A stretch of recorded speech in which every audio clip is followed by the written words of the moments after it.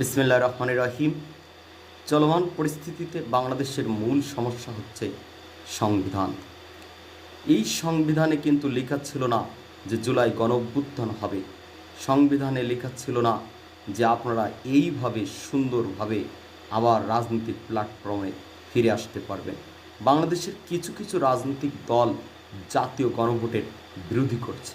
যারা জাতীয় গণভোটের বিরোধী করে তারা কাদের জন্য রাজনীতি করে?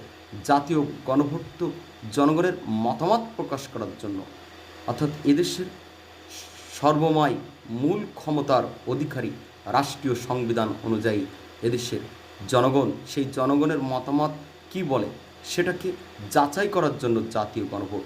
তাই জাতীয় গণভোটের বিরোধী করার কোনো প্রশ্নই আসে না। এবং যারা জাতীয় গণভোটের বিরোধী করছে আগামী দিন তারা নির্ঘাত একটা বিপদে পড়বে। কারণ কোনো নির্বাচিত সরকার চিরস্থায়ী না, 5 বছর পরে তার মেয়াদ শেষ।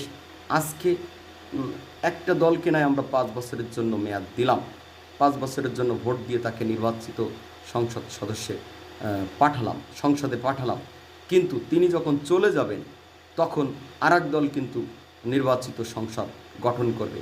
তখন কি তার আইনগুলো কি আর থাকবে? তিনি যে আইনগুলো পাশ করেছে ওই নির্বাচিত সংসদে কিন্তু সেই আইনগুলো আর তিনি রাখবেন না।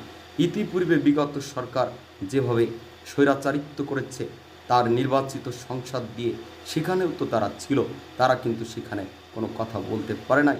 কারণ তাদের ওই নির্বাচিত সরকারের 2008-এ তাদের আসন ছিল 270 আর বিরোধী দলের আসন ছিল মাত্র 30। তাহলে কণ্ঠভোটে আপনি কিভাবে পারবেন? কখনোই সম্ভব না। সুতরাং এই দেশটা 18 কোটি জনগণের কাছে ছেড়ে দিন। আগামী কি আইনের ভিত্তিতে জাতীয় নির্বাচন হবে এর জন্যই জাতীয় গণভোটের দাবি করছে 18 কোটি জনগণ। শুধু কিছু রাজনৈতিক দলের দাবি না, 18 কোটি জনগণের দাবি জাতীয় গণভোট। বাংলাদেশ ঠান্ডা করতে গেলে 2 বার ভোট হবে।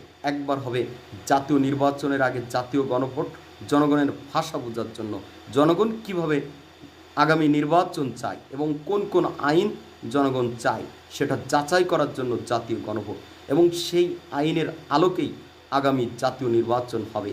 এই ছাড়া এদেশে শান্তি আনা সম্ভব না। যারা জাতীয় গণভোটের বিরোধী করছেন তারা আমাদের সাথে একমত হয়ে যান। জাতীয় গণভোটের পক্ষে থাকলে আপনাদের শুভ হবে, আপনাদের ভালো হবে। কারণ আপনারাও নির্বাচিত হয়ে আজীবনকাল সরকারে থাকতে পারবেন না, আপনারাও একদিন চলে যাবেন, সেদিন আমাদের কে রক্ষা করবে? সুতরাং জাতীয়